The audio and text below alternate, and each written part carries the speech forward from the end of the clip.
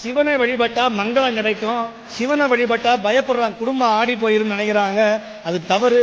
சிவனை வழிபட்டாதான் முருகன்கிட்ட வர முடியும், முருகனை வழிபட்டாதான் சிவன்கிட்ட வர முடியும். இந்த ரெண்டு பேரையும் விட்டோம்னு சொன்னா நீங்க வேற எங்கேயும் போக முடியாது, போக முடியாது.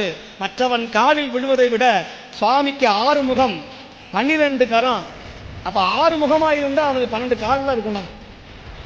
இப்ப சுவாமிக்கு 12 கரம் வைத்தார், 12 விழி வைத்தார், 12 செவி வைத்தார், 12 கால்கள் தானே இருக்கணும்.